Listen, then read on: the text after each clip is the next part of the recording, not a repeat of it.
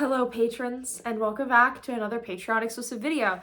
This is your host, Georgina Rose, part-time esoteric content creator and part-time surfer of the aethers, amongst other things. And in this little Patreon video, I wanted to kind of talk about a subject that I've been sort of thinking about in order to make kind of either a larger video or an essay or a podcast, I don't know, about the idea of like metaphysical evil. What is evil spiritually? What makes something evil? Does evil exist? All these very big existential questions about this idea of metaphysical evil, the darker side of things. And one important thing that is part of this conversation and is what this entire video will be about is the idea of the devil, or an entity that embodies all of evil in itself, the ultimate evil. And so we're going to talk about what is the devil, what is Satan, what is Lucifer, what is Hasatan, what is Iblis, where do these ideas come from, and who is this entity that we see as embodying everything that is evil. So the first recorded use of the term Satan goes back to early Judaism with the term Ha-Satan, which essentially means the opposer, the adversary in Hebrew. Now, interestingly, in Judaism, the devil, hell, all that is viewed very differently than it is within Christianity. It's much more like a detachment from God than like this eternal place of torment that you see in Christianity and Islam.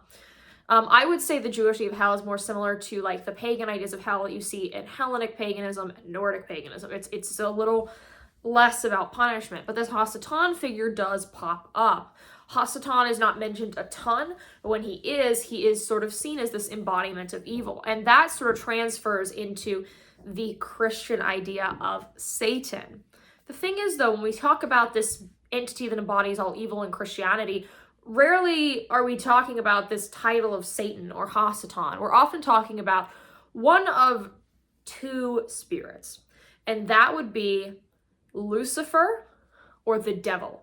And I think we should separate these two spirits because they are described very differently and they have different epithets to them. So Lucifer is, of course, the fallen angel. I think we all know the story. Basically, there were these rebellious angels who did not want to sort of submit to God's desire to serve humans because they believed they were only meant to serve God, and so they were upset by this idea that they have to now serve humans as angels, and so they rebelled and they fell from heaven, were cast into hell, and became these fallen angels, which became sort of demons and Satan. And Lucifer was God's favorite. Lucifer was the most beautiful.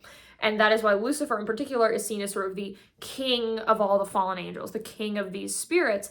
What's interesting is this term Lucifer actually predates Christianity. The first recorded use of the term Lucifer referred to Venus, as Venus, when we look at the sky, is the morning star, and the epithet of the morning star is used heavily within the Christian conversation around Lucifer. And this also tracks the idea that Lucifer is the most beautiful because Venus, as we know, rules beauty. But Venus, when it is taken to an extreme, can be this arrogant vanity that was the real sin of Lucifer, because Lucifer's sin was pride. Now, when we talk about Lucifer's interactions with humans, it comes up a lot less than this figure of the devil. Now, the devil, I feel, was really brought to life in Europe and in European folklore, right? This idea of like the man with horns and all that really comes to life in Europe.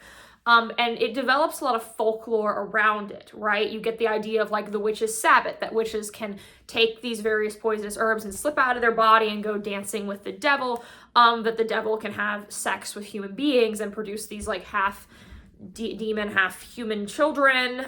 You get the imagery, which I would say the imagery of the devil with this horned figure, it feels very pre-Christian in the way he's described, because these figures that were dark and with horns really do predate Christian conceptions. And what's interesting about this folkloric devil, which is what I like to call it, is that it kind of takes on this initiator role, right? It can initiate you into these mysteries, and, you know, all these ideas about talking to the devil to get success, that's always the devil. It's never really Lucifer. It's always this folkloric devil, this kind of trickstery spirit who can initiate you into something, but always at a very high cost, right? Like the plants that are connected to this spirit in folklore, like mandrake or whatnot, they're very, very poisonous. And so it's seen as this sort of existential bargain And that's where we get ideas like Faust from, right? These Faustian bargains, that all comes from that side of things. Now, this idea of gaining wisdom from these evil antinomian spirits is another thing that we see a lot in the conversation about metaphysical evil. The obvious answer is the snake in the Garden of Eden, right? If you know that story, basically, Adam and Eve were put in this beautiful oasis garden. They were told they could do anything, eat anything, except this one apple. They could not eat the apple. And this snake on the tree came down and spoke to Eve and tempted Eve into biting this apple, because the snake told Eve that there was knowledge in this apple. And what did Eve do? Eve bit the apple, and it sort of had this Pandora's box effect. I think the story really parallels the Pandora's box story, where all this like craziness emerged and humans were cast out of the Garden of Eden, and they realized they were naked, right? They had sinful thoughts first time. It was the original sin. And what's interesting about the snake is the snake is elaborated on in Western esotericism after this story, particularly with John Dee, which, if you're not familiar with John Dee, he was an occultist, and he was involved with like the Royal Court of England, and he created the Enochian system of magic through his intense channelings with his partner Edward Kelly, who was his sort of person who would write everything down and scribe for him, right? And he had a vision of the snake in the Garden of Eden and named the snake Karanzan. And he saw this snake as being evil but with knowledge, right? It's this mixture of these two things. And that's really where the symbolism of the snake comes from. I thought it'd be cute to wear the snake ring when I have this conversation, right? The snake is it's dark, but it will teach you things. And Karanzan is elaborated on further in later Western occultism, because Crowley actually saw Karanzan. And when we talk about the abyss in the thelemic context, which anyone who has messed with Thelema is aware of this, right? One of the big parts of the thelemic journey is to eventually cross the abyss. And that is what the Book of Lies by Aleister Crowley is about, right? You take this oath and you are thrust into the abyss and you sink or swim. And your holy guardian angel, which is seen as this guardian spirit that's been bound to you from birth to death, sort of disconnects from you, and you are truly alone. And you are crossing over the Sephirah of Da, right? Da is the abyss. My namesake. Yeah, that's where I got that. And the sort of lesson of the abyss is, even though you feel alone, divinity is still with you. Your HGA actually never fully left, right? You still are with that. But what dwells in the abyss, according to Thelema, is Karanzan the snake. And Karanzan can come and like eat you and destroy you. And there's a bunch of like stories about people who attempted this, but Karanzan won and they failed. Or, and an interesting take on Thelema that I have seen a few times, particularly amongst Typhonians, is that to follow Karanzan is to become a black brother, which black brother in Victorian occultism was used as a term for someone who was like metaphysically evil, a bad magician, someone we don't fuck with. Crowley was actually not even a black brother, and Crowley certainly gets called like some crazy Satanist by the media, even though we all know that's not true. But the black brother is someone who follows Karanzan. And the Typhonian order kind of elaborated on that. The Typhonian order is a Typhonian Thelema group. Typhonian Thelema is an offshoot of Thelema that's sort of a more antinomian Thelema. It gets kind of weird. I'm not a Typhonian. I don't resonate with all of it. I think Typhonian stuff gets a little strange, but there is definitely something to it. But yeah, like these entities, they all cross, and I really do think they are all different. I don't think we're talking about one enemy. And let's get to the final entity I wanted to talk about in this video, and that'll be Iblis. So Iblis is the sort of metaphysical evil entity within Islam. And Iblis's story is very similar to Lucifer, right? Iblis has this sin of pride, this sin of not complying, right? And Iblis was never an angel in Islamic conception. Iblis was always a jinn. And the interesting thing about jinn is there are multiple types of jinn. There are good jinn, and there are bad jinn, and there are jinn that are kind of in the middle, right? Jinn are autonomous. They have agency like humans do. And Iblis becomes the ultimate shaitan, which shaitan, once again, we're getting this word Satan, right? Christianity, we have Satan, Judaism, we have Hasatan, and in Islam, we have shaitan. And shaitan is not an individual spirit. Shaitan is a class of spirits, these adversarial dark spirits that can mess you up, which I think is really interesting, because when we talk about like Satan is the adversary, Satan is the metaphysical evil, but when we get to shaitans, there's multiple. Iblis is just the highest shaitan. He is the strongest shaitan.